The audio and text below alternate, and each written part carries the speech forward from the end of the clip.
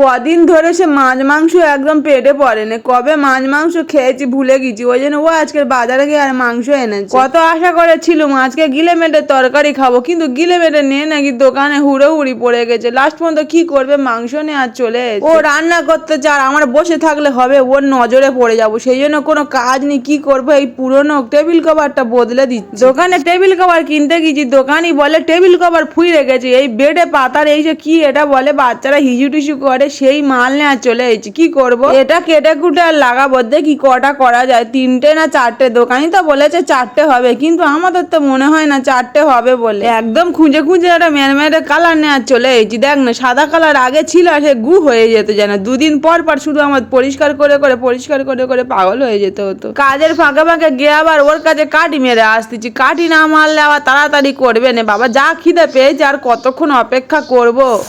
আহা হা, যা গন্ধ বেরিয়েছে না, সে ঘরে আর টিকতে পারে না যেন। দেখতে এইছি কি হচ্ছে না হচ্ছে, যদি একটু গালে দেয়।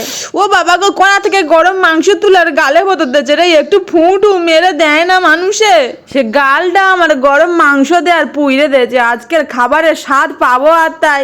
উফ, মাংসটা শুধু করেছে দেখ, কালারটা হয়েছে দেখ, এই না হলে মৌসুমীর বর। ও তো ওর কাজ ছেড়ে ফেলেছে, এবার আমার কাজ। টেবিলটা গুছিয়ে তাড়াতাড়ি এবার ভাত বাড়তে হবে। ও বাজার যাবে আর গোচ্চার খানে ফল আনবে না, কোনদিন হয়? এসব খেতে আমার একদম ভাল লাগে না। আর এদিকে দেখো, আমার ছেলে নতুন নতুন উল্টানো শিখেছে, সারাক্ষণ উল্টে গিয়ে আর কোঁ আওয়াজ বের করবে। হ্যাঁ রে, তোর এত কষ্ট হয় যখন উল্টাস কেন?